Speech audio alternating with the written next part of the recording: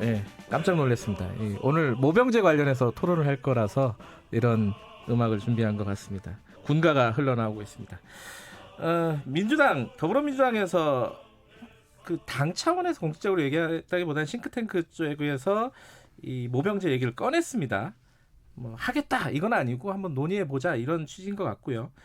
이게 사실 이제 인구가 많이 줄고 이런 부분 때문에 어쩔 수 없이 모병제로 가야 되는 거 아니냐, 그리고 시기상조가 아니냐, 여러 가지 얘기 있습니다. 이거 청취자분들도 관심 많으실 것 같은데요. 문자 주시면은 저희가 토론 중간중간에 좀 소개를 해드리겠습니다. 샵 9730으로 보내주시고요. 짧은 문자는 50원, 긴 문자는 100원이고요. 뭐 유튜브나 콩, 스마트폰 애플리케이션 콩 이용하셔도 괜찮고요. 오늘 두 분 모셨습니다. 전문가 두 분. 먼저 군인권센터 임태훈 소장님, 안녕하세요. 네, 안녕하십니까. 그리고 자주국방네트워크 이루 사무국장님, 안녕하세요. 네, 안녕하십니까.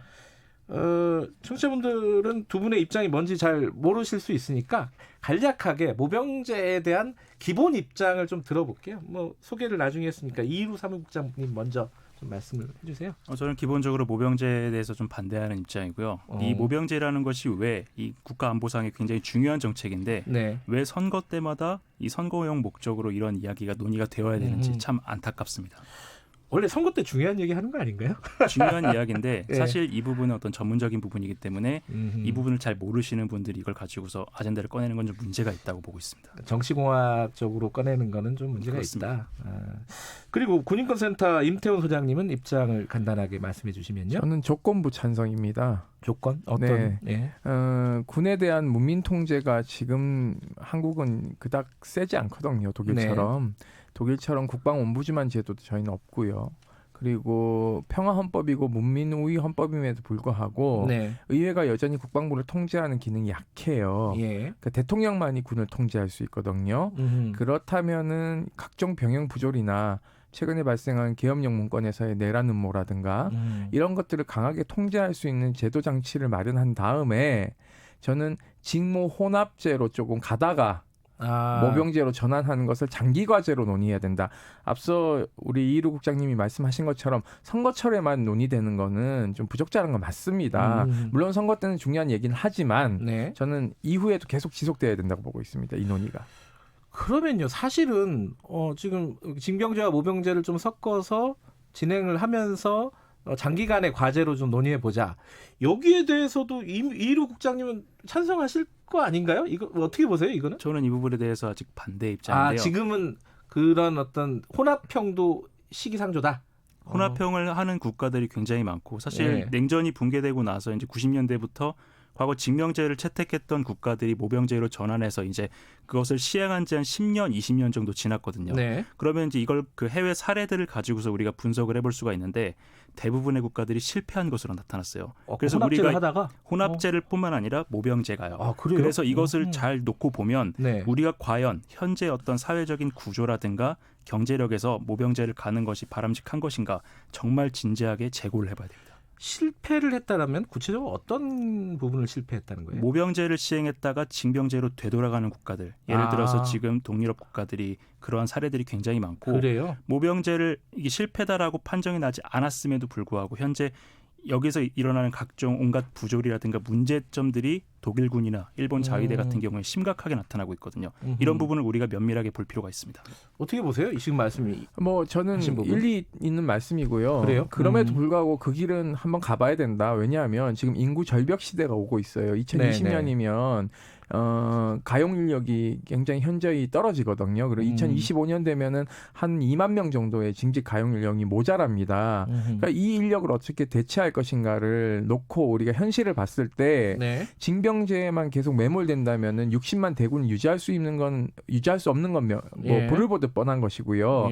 그러니까는 제가 이 모자라는 부분을 어떻게 할 것인가에 대한 논의를 초점을 맞춘다면 직무 혼합제가 도입돼야 되지 않겠냐는 말씀을 드리는 거예요. 왜냐하면 인구를 갑자기 없어지는 저출산인데 우리가 해외에서 용병을 사올 수도 없지 않습니까? 그러니까 결국은 국내에서 직업 군인을 더 늘리는 방식으로 갈 수밖에 없다. 그리고 지금 60만 대군에서 조금 더 줄일 수밖에 없지 않느냐 이런 말씀을 드리고 싶습니다. 그러니까 현실적으로 인구가 줄 수밖에 없는 상황이라면은 이 모병제, 징병제가 현실적으로 가능할 것이냐 이 부분에 대한 문제의식이 있잖아요. 그건 어떻게 보세요, 국장님은? 아주 간단한 문제인데 예. 제가 예를 한번 들어볼게요. 30명이 정원인 학급이 하나 있습니다. 자, 네. 그러면 이 학급에서 선생님께서 자, 오늘 청소할 사람 손들어 라고 하는 거하고 네. 너희 10명 청소해 라고 해서 그 필요한 10명을 강제적으로 지정하는 거고 예. 어떤 쪽이 더 인원을 충당하는 데 더 도움이 될까 생각을 해보면 답이 금방 나오는데 모병제라는 것은 결국 어떤 자원에 의해서 하는 것이기 때문에 자원자를 뽑으면은 강제로 징병하는 것보다 인원이 더 적을 수밖에 없거든요. 네. 실제로 아까 제가 실패했던 사례로 평가했던 독일과 일본의 경우에 뭐 영국이나 프랑스도 마찬가지고 모병제를 하고 있는 국가들 굉장히 많은 국가들이 심각한 모병난에 시달리고 있습니다. 군대를 다 안 가려고 하는군요. 20대 초반이 가장 적정한 연령인데 사실 우리나라 같은 경우에 고등학교 고3 때까지 정말 뭐 세계 최악의 어떤 그 입시 시스템에 의해서 고통받는 네. 학생들인데 이 학생들이 이제 19세, 20세 성인으로 나와서 이제 자유를 만끽하려고 하니까 너 군대 가라고 하면 징병제 상황에서도 굉장히 싫어하거든요. 그런데 200만 원, 300만 원 정도의 월급을 주고서 너 군대 갈래? 라고 한다면 이 군대라는 곳은 월급을 얼마를 주든지 간에 인간이 가장 좋아하는 그 자유를 박탈한 집단이기 때문에 이 집단에 가라라고 한다면은 누가 가겠습니까? 실제로 일본 같은 경우에 일본 자위대가 계속 모병제를 진행을 해왔습니다. 그런데 이 모병제가 평균적으로 매년 모병률이 70%대에 머물고 있고요. 어허. 일본 자위관 전체 자위관의 40% 이상이 40대입니다. 어허. 굉장히 고령화가 진행이 됐고 현재도 진행이 되고 있어요. 현실적으로 좀 어렵다. 모병 자체가 젊은이들이 안 가려고 한다. 이것도 일리 있는 지적인 것 같은데요. 뭐 모병관들이요 예. 거리에 나가서 모병하기 굉장히 어려운 건 사실입니다. 근데 그게 처음부터 어려웠다라기보다는 갈수록 직업군이 다양해지고 또 군대보다 더 좋은 직업이 생기니까 젊은이들이 안 가려고 하는 특성은 있죠. 그러다 보니까는 대학을 전부 전액을 장학금을 준다던가 하는 여러 가지 뭐 세제 혜택이나 또 특히 미국 같은 경우에는 이제 시민권을 획득할 수 있는 그런 그 군대에 가면요. 예, 그렇게 되기 때문에 영주권을 갖고 있는 사람들 같은 경우는 굉장히 모병제에 혹할 수 있는 제도들이죠. 그렇기 때문에 처음에는 굉장히 뭐 잘 됐는데 지금은 잘 안 된다는 얘기는 직업의 다양성 이런 것들이 있습니다. 그래서 우리도 이게 이제 처음부터 다른 나라들은 지금 어려우니까는 안 된다라기보다는 모자라는 인원에 대해서만큼은 어떻게 할 것인가부터 좀 논의해야 된다라는 생각을 가지고 있습니다. 이 두 분에게 한 가지씩 좀 질문을 드리면요. 이제 사람들이 보통 많이 생각하는 장단점, 모병제 장단점 혹은 뭐 징병제 장단점 이런 부분에 대해서요. 국장님한테 먼저 드리면요. 이 징병제라는 게 군대의 질을 굉장히 떨어뜨린다. 그렇잖아요. 억지로 가는 거니까. 모병제를 해야지 이제 직업군인으로서의 어떤 전문적인 능력 이런 것들을 향상시킬 수 있고 군대라는 집단을 굉장히 업그레이드 시킬 수 있는 거 아니냐. 이런 질문에 대해서는 어떻게 말씀하시겠어요? 저는 그 팩트를 가지고 말씀을 드리면 이것도 해외 사례입니다. 우리가 모병제를 하지 않았기 팩트가 때문에 다 있으시군요. 팩트가 있습니다. 예. 일본 자위대가 직업군인입니다. 한 24만 명 정도 되는데 네. 여기에 간부가 있고 일반 사라고 합니다. 네. 사나 조라고 하는데 그 간부 계급에서 고졸 학력자가 네. 50%가 넘습니다. 그리고 일부 연대장급, 뭐 우리로 따지면 대령, 중령급의 중졸 학력자가 3%입니다. 굉장히 심각한 그 어떤 질적 하락이 있고요. 독일 같은 경우에 사실 여기 모병제 전환한 2011년에 모병제 전환한 지 이제 한 9년 정도 됐습니다. 9년 됐는데 소위 말하는 엘리트라고 하는 어떤 고학력자라든가 우수 자원들은 거의 안 가요. 그리고 하층민들이 많이 갑니다. 작년에 독일 국방장관이 독일 시민만 가지고는 우수 자원 확보가 안 된다. 우수 자원뿐만 아니라 네. 최소한의 병력이 충원이 안 되니까 독일 같은 경우에 18만 명 정도 정원인데 2017년에 2만 1,000명 공석이 발생했거든요. 결혼이 발생을 했습니다. 네. 사람이 없다는 얘기입니다. 네. 그래서 지금 독일 같은 경우 어떤 이야기가 나오고 있냐면 거의 용병, 그러니까 독일 내에 거주하고 있는 외국인들을 징병을 하겠다라고 해서 폴란드, 오스트리아, 이태리 정부하고 이거를 협의를 하고 있습니다. 근데 이 모병제를 하고 있는 영국이나 프랑스도 마찬가지 상황이라서 영국은 영연방 국가들을 대상으로 징병을 하려고 하고 모병을 하려고 하고 있고 독일은 EU 국가들 대상으로 이렇게 상황이 굉장히 심각한 상황입니다.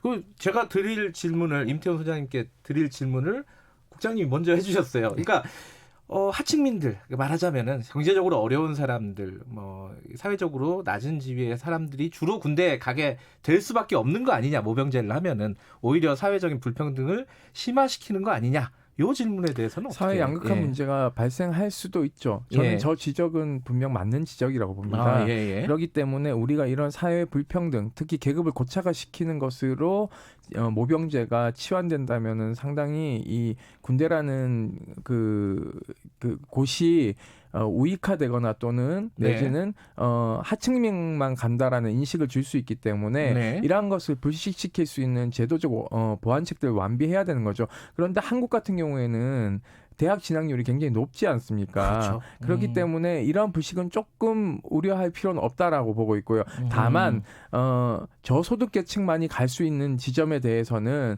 사실은 이거는 뭐라 그럴까 사회적 신분을 상승할 수 있는 기회로 이것을 좀 치환시키는 방식으로 오히려 적용해야 되지 않겠냐라는 생각도 들고요. 또 하나는 이제 그러면 많은 재원이 들어가겠죠. 그러니까 상당히, 예산을 어떻게 또 감당할 그렇기 것이냐. 때문에 예산을 어떻게 쪼개서 쓸 것인가에 대한 부분도 있습니다. 예를 들면은 모병제로 전환하고 인력을 줄이면은 어차피 첨단 무기를 도입해야 되는 과정에 놓이게 예. 되는데 그럼 또 비용이 또 올라가게 되거든요. 예. 그러면은 당신들이 세금을 더 부담하겠느냐에 대한 국민적 저항도 있을 수 있기 때문에 네. 제가 그래서 말씀드리는 게 당장 모병제 시행하자 이게 아니라 조건부로 직무 혼합제를 단 이 줄어드는 인구에 대해서는 어떻게 할 것이냐는 좀 반대 측과 찬성 측이 모여서 맞대서 논의를 해야지만이 중장기 과제로 가져갈 수 있다는 것입니다.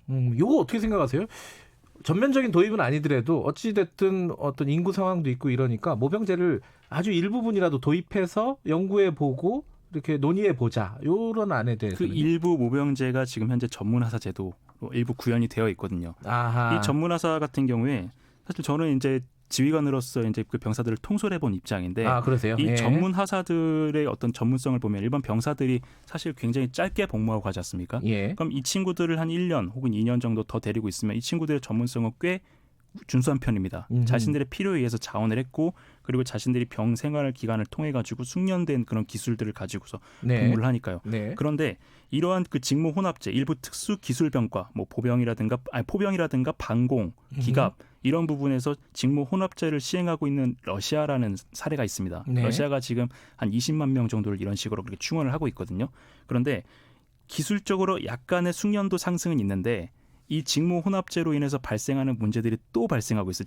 그래서 저번 달 25일 날 네. 굉장히 큰 사고가 하나 터졌거든요. 러시아에서요? 기갑 부대에서 병사 하나가 이 사람은 자신이 자원에서 온 사람이었어요. 자원에서 온 사람이었는데 내무 부조리가 발생한 거예요. 이게 자원에서 온 사람과 끌려온 사람 간에 약간 알력이 있고 그것 때문에 부대 안에 약간 부조리가 있었는데 그걸 참지 못하고 총기를 난사해서 10명이 죽었습니다. 네. 이러한 그 부작용도 있기 때문에 일단 어떤 모병제라는 것을 하기 위해서는 첫 번째 천문학적인 예산을 감당할 수 있는 어떤 국민적인 합의가 있어야 되고요. 두 번째는 군인에 대해서 존중할 수 있는 어떤 사회 전체적인 풍토가 우리 지금 군발이라는 표현이 있지 않습니까? 군인을 굉장히 네. 비하하는데 맞아요. 예. 군인을 존중하고 존경하는 사회적인 풍토가 있어야 됩니다. 그리고 세 번째는 임 소장님께서 지금 하고 계시는 병역 문화의 개선. 이 세 가지가 먼저 선결되지 않는다면 모병제에 대한 논의는 굉장히 시기상조입니다. 그거 되려면 너무 오래 걸리는 거 아니에요? 네, 그러니까 사실은 논의를 빨리 네. 시작해야 된다는 말씀을 드리고 싶어요. 그러니까 그래서, 이게 찬성이냐 반대냐를 넘어서서 이제 이념과 관계없이 우리 국토를 수호하는 인력들을 어떻게 자원을 재분배하고 재배치할 것인가에 네. 대한 논의가 필요한 것이죠. 잠깐만 우리 교통정보 듣고 오죠. 왜냐면은 지금부터 할 얘기가 사람들이 더 민감한 얘기입니다. 그럼 여성 어떻게 할 거냐 이 얘기가 있고 60만 대군 이거 어떻게 할 거냐 숫자 뭐 이런 예민한 부분들이 있습니다. 이거 교통정보 잠깐 듣고 다시 진행하도록 하겠습니다. 출근길 안전이 우선인 점 잊지 마셔야겠습니다. 호남고속도로 천안 방향 북광산 나들목 부근 1차로에서는 새벽 시간대부터 장애물을 치우고 있는데요. 화물차가 싣고 가던 적재물이 도로에 쏟아지면서 4시간째 처리 작업을 하고 있습니다. 이 영향으로 일대 10km 구간에서 정체가 극심합니다. 또 호남고속도로 지선 대전 방향은 북대전 1차로에서 승용차 사고가 나 유성에서 북대전 진출로까지 7km 구간에서 정체가 더 심해졌습니다. 중부고속도로 고속도로 하남 쪽 서청주에서 오창휴게소까지 13km 구간에서 밀리고요. 반대 남이 쪽은 호법분기점에서 모가 부근까지 차가 많습니다. 영동고속도로는 강릉 쪽인데요. 서창분기점에서 월곡분기점 부근과 반월터널에서 부곡, 또 용인에서 양지터널 부근까지 막히고 있습니다. KBS 교통정보센터였습니다. 20대 제 또래 남자애들은 자기 시간을 많이 할애해서 가는 거는 이제 약간 개인의 인권을 침해하는 일이 아닌가 싶어서 저는 징병제는 지금 시대에 맞지는 않는다고 생각해요. 모병제로 전환을 하게 된다고 하면 군대가 월급제로 바뀌게 될 텐데 그렇게 되면 가난한 계층들만 군대를 가게 되는 그런 게 좀 걱정이 되는 거죠. 뭐 군대 안 가려고 하는데 또 돈도 벌고 또 갈 수 있는 거 아니에요? 그렇게 직장 없는 사람들은 또 군대 가서 직장을 잡을 수도 있고.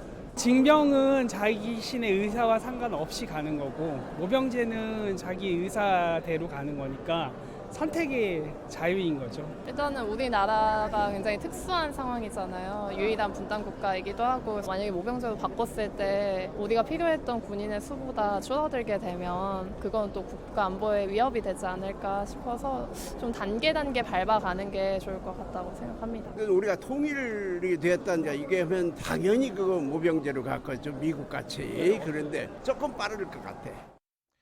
예, 그 시민들 의견을 쭉 저희들이 모아가지고 전달해드렸는데요. 뭐 찬반이 건 굉장히 좀 예민한 첨예한 부분인 것 같습니다.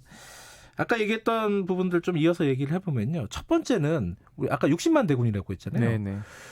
요거 지금 분단 상황이고 그래서 확 줄일 수는 없을 것 같은데 이거 언제까지 유지할 거냐. 이런 좀 쟁점이 있습니다. 이게 모병제, 징병제 쟁점하고 조금 다른 쟁점이기도 하기도 한데 이거 어떻게 생각하시는지 뭐 임태훈 소장님 먼저 좀 사실은 뭐 30만까지 줄이자는 의견들도 있죠. 현재도요. 뭐 아니 과거부터 있었습니다. 그리고 안 된다라는 주장도 사실은 있고요. 그래서 이제 이 숫자를 이제 30만이냐 60만이냐를 놓고 이제 싸울 문제가 아니라 앞서 네. 얘기 드렸듯이 인구 절벽 시대에 어떻게 그러면 맞게 50만으로 줄일 것인가. 뭐 지금 계획은 50만으로 줄인다라는 계획도 있고 네. 그런데 저는 숫자도 되게 중요한 지점이지만은 질적인 군대를 어떻게 양성할 것인가가 더 중요하다고 보고 있습니다. 그런 측면에서 자꾸 제가 말씀드린 건 직무 혼합제로 조금 그래도 더 가용적으로 가야 된다라는 말씀을 드리고 싶고요. 그리고 이 병사들이 사실 숙련도 얘기하는데 이제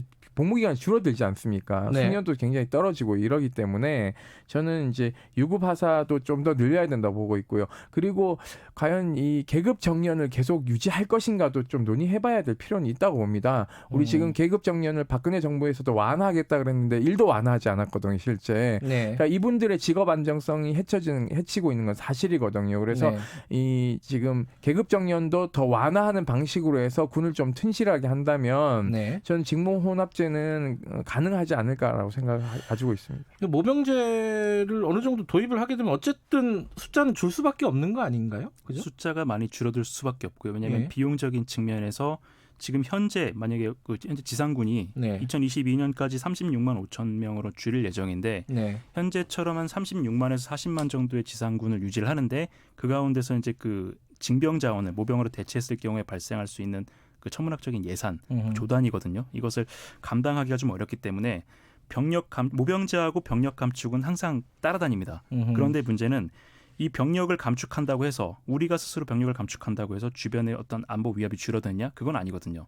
그렇다면 안보 위협 상황에서 우리가 얼마만큼의 병력이 필요한 것인지 그리고 이것을 어떻게 충원할 것인지 이걸 고민을 해야 되는데 다행히 미국의 그 싱크탱크 랜드 연구소에서 요거를 연구를 시행을 했었어요. 그래요? 시뮬레이션을 해보니까 우리나라 거를요? 그렇습니다. 한반도 유사시에 대단히 한국군에게 우호적인 상황에서 지상군만 26만에서 40만 정도의 지상군이 필요하고요. 만약에 북한에서 어떤 무장 세력이 창궐하거나 중국군이 개입하거나 이런 상황을 시뮬레이션을 해보니까 최소 46만에서 예측 불가능한 숫자까지 증가한다라는 시뮬레이션 결과가 있습니다. 그럼 결국에 이러한 그 시뮬레이션은 군사학에서 널리 통용되는 런체스타 법칙이라는 것을 적용을 한 것인데 한반도가 굉장히 전장이 좁기 때문에 이 법칙이 매우 잘 적용이 되거든요.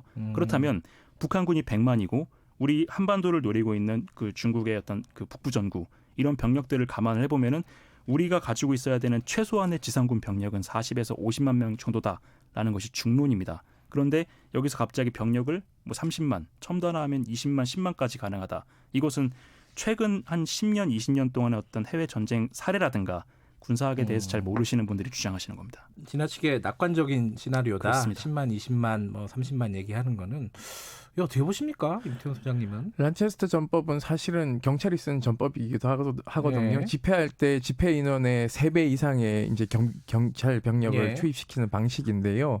저것도 저는 일리가 있다고 봅니다. 그렇기 네. 때문에 아까 이제 40만 정도로 하고 어차피 전쟁이 이제 발발하게 되면은 징집 가용 인력들을 전부 다 이제 입대시키지 않습니까? 그럼 이제 인원이 늘어나죠. 다만 이 사람들이 상비 예비군이 아니기 때문에 훈련시켜서 전장에 배치시키는 네. 시간이 굉장히 걸리는 애로점이 있죠. 그렇다면 또 상비군 얘기가 또 나오게 됩니다. 그래서 상비군을 얼마까지 둘 것인가에 대한 부분도 사실 비용 문제이기 때문에 이 비용 사실 다 돈 문제이기 때문에 이것을 계산하는 방식에 따라서 굉장히 달라지는데 저는 뭐 30만 강군까지는 무리수라고 보고 있어요. 저도. 그래서 아까 얘기한 40만 정도로 줄이는 방식으로 가서 이 상비군이라든가 또는 유급병이라든가 이런 것들을 어떻게 확대할 것인가에 대한 논의를 좀 필요로 하지 않는가라는 생각이 듭니다. 왜냐하면 예. 항상 이 토론은 선과 악의 대결이 아니라 참과 거짓의 대결이 아닙니다. 반대급부에 대한 부분들을 수용해 나가면서의 안정성을 도모하면서 가는 게 매우 중요하기 때문에 모병제, 징병제 토론은 찬반 토론이 돼서는 안 되고요. 네. 항상 반대급부에 대한 부분들을 염두에 두면서 보완책으로 가야 된다고 생각을 하고 있습니다. 또 하나 간단하게 뭐 짚고 넘어가야 될 문제가 오래 할 수도 있는 문제지만은 이게 여성들 징집 문제. 아니 인구가 부족하면 뭐 여성들이 참여하면 이게 해결되는 거 아니냐라고 생각하시는 분들이 일부 있습니다. 그런 문자 계속 보내주시고 있고요. 8519님도 징병제로 가되 여자도 징병제를 실시를 하면 되는 거 아니냐? 뭐 이런 얘기를 했어요. 어떻게 생각하세요, 국장님? 노르웨이가 그렇게 하고 있습니다. 양성 징병제를 해서 물론 노르웨이는 그 징병장이 갔을 때 여기에 응하지 않아도 처벌할 수 있는 그런 근거는 없거든요. 아, 그래요? 예. 선택적이죠. 선택적인데 근데 이 노르웨이에서 여성 징병이 가능해졌던 것은 여성들이 청원을 해서였어요. 이게 지금 우리 사회가 굉장히 최근 화두가 양성 평등이지 않습니까? 그렇죠. 그렇다면 예. 여성에게도 이러한 국방의 의무를 일정 정도 부여하는 방법을 찾을 수도 있고요. 그런데 네. 사실 우리 사회에서 여성이 아직까지는 좀 사회적으로 좀 약자인 경우도 있고 피해를 받는 경우, 사회 진출이라든가 이런 거에서 좀 손해를 보는 부분이 좀 있기 때문에 네. 여성에 대해서 무조건적인 징병을 해서 이 병력 부족 문제를 해결하려고 하지 말고 현재 지금 시행되고 있는 것 중에 이것을 점진적으로 보완하면 아까 임 소장님께서 말씀하신 것처럼 점진적으로 보완하면 병력 부족 문제를 해결할 수 있는 방법이 얼마든지 있습니다.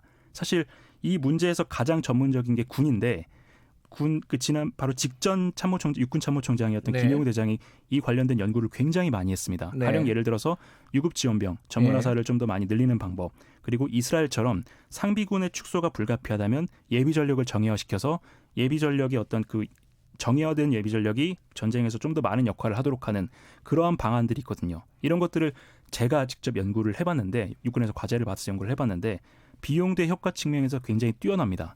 육군에서 지금 시범적으로 시행하고 있는 그 비상근 예비역 간부 복무제도 이런 같은 경우에도 비용 대 효과 측면에서 굉장히 우수한 자원을 충분히 유치할 수 있는 그런 제도거든요. 이런 것들을 좀 검토를 해보면서 진행을 해나갈 필요가 있습니다. 비단 뭐 여성 얘기만 하시는 건 아니었죠, 방금 얘기는? 예, 그죠? 맞습니다. 임 소장님은 어떻게 하세요? 여성의 참여를 어떤 방식으로 늘려야 될지 뭐 이 부분에 대해서는? 저는 이제 노르웨이 사례는 좀 다르죠. 노르웨이는 여성 인권이 엄청나게 신장된 가운데 네. 우리처럼 나도 가니까 너도 가라는 식으로 이제 성비 그렇죠. 약간 성비 그런 대결로 게 있죠, 우리는 지금. 이게 아니라 네.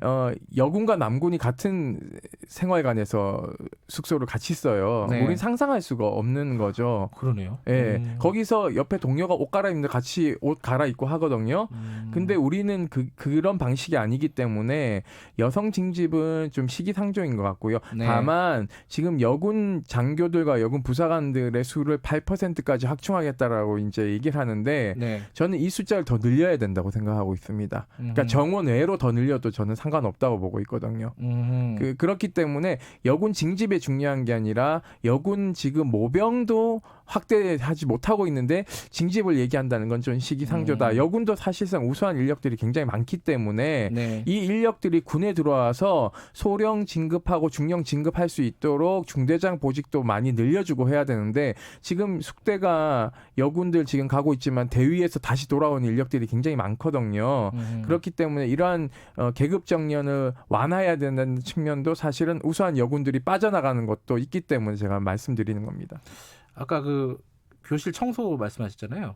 5456님이 요새는 교실 청소 비로 하는 게 아니라 청소기로 하는 시대다. 그래서 모병제가 가능하지 않느냐. 본인이 여군 출신이라네요. 어떻게 생각하세요? 간략하게 말씀해 주시면. 물론 비유에 대한 비유를 한 건데 예. 저는 어떤 그 강제성과 비강제성에서 네. 사람을 필요한 인원을 충원하는데 어떤 것이 더 효율적이냐에 빗대서 교실 청소를 말씀드린 것이지 청소기는 좀 말장난 같은데요.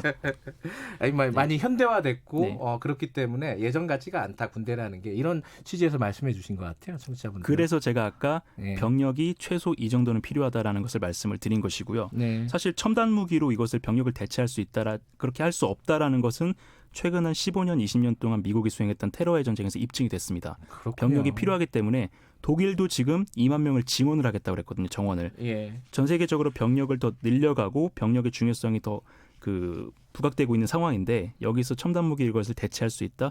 이것은 좀 맞지 않는 이야기입니다. 알겠습니다. 정치권에서 얘기가 먼저 나왔고 사회적으로 좀 뜨거운 논쟁 대상이기도 하고 그래서 두 분을 모셔갖고 간단하게 얘기 들었고요. 임태훈 소장님이 아까 말씀하셨듯이 이게 찬반의 싸움이 아니다. 네, 그렇습니다. 그죠? 예. 저희 그러니까 선악의 대결이 아니다. 네, 네. 서로 간에 받아들일 부분이 어디까지인가 한번 확인해보고 논의는 되고 있는 것 같아요. 그죠? 네. 다행스럽게도. 알겠습니다. 오늘 두 분 나와주셔서 짧게나마 말씀해 주셔서 감사합니다. 자주국방네트워크 이일우 사무국장 군인권센터 임태훈 소장님이었습니다. 김경래의 최강시사 오늘 여기까지고요. 내일 아침 7시 25분 다시 돌아옵니다. 최근 아프리카 돼지열병이 경기 북부를 중심으로 확산되고 있습니다. 아프리카 돼지열병은 돼지와 멧돼지에 감염 시 발열이나 전신에 병변을 일으키는 질병으로 치사율이 최대 100%에 이르는 무서운 가축 전염병입니다. 돼지를 사육하는 농가에선 다음과 같은 증상을 눈여겨보셔야 합니다. 먼저 돼지들이 한데 겹쳐 있거나 귀에 점상 출혈 또는 사지 말단부 및 복부에 발적 혹은 충혈이 보일 때 아프리카 돼지열병을 의심하셔야 됩니다.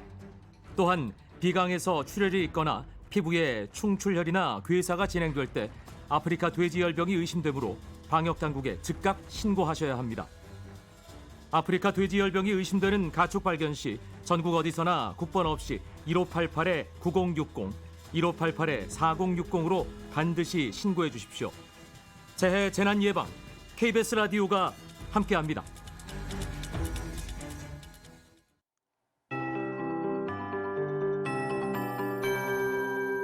KBS 58분 날씨. 오늘 서울의 아침 최저 기온은 9.1도로 평년보다 4.1도 높게 기록됐습니다. 낮 기온은 어제와 비슷해서 15도로 예년 기온을 약간 웃돌겠습니다. 이 밖에 강릉 19도, 대구 18도, 전주는 16도 등으로 예상됩니다. 오늘은 이렇게 공기가 많이 차갑진 않은데요. 모레부터 바람이 다시 강해지겠습니다. 또 글피에는 기온이 큰 폭으로 떨어져 수능 한파가 있겠습니다. 이날 서울의 아침 최저 기온은 영하 2도로 예보돼 있고요. 바람도 강하고 해상의 파도 역시 매우 높겠습니다. 해상교통 이용하실 수험생들 기상정보에 유의하셔야겠습니다. 서울을 비롯해서 약한 빗방울 떨어지는 곳이 꽤 있지만 아침에 혹은 늦어도 오전에는 모두 그치겠습니다. 낮에는 내린다 하더라도 빗방울 정도 떨어지겠습니다. 내일은 전국이 맑은 뒤에 낮부터 가끔 구름이 많이 끼겠습니다. 내일 아침 기온 서울 6도, 낮 최고 기온 16도 정도로 아침 기온은 다소 내려가겠습니다. 오늘까지는 서해안을 중심으로 바람이 매우 강하겠고요. 그 밖의 지역도 바람이 강하게 부는 곳이 있겠습니다. 오늘 미세먼지 농도 호남과 제주는 나쁨 단계, 그 밖에 다른 지역은 오늘 공기가 꽤 청정할 걸로 보여집니다. 그리고 오늘 밤부터 내일 아침 사이 안개 끼는 곳이 있겠습니다. 지금 서울의 기온은 10.9도, 습도는 90%입니다. 강혜종입니다.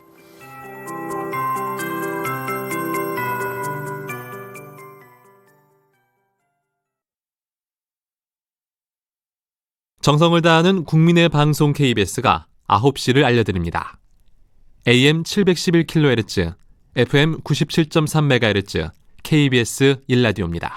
HLKA.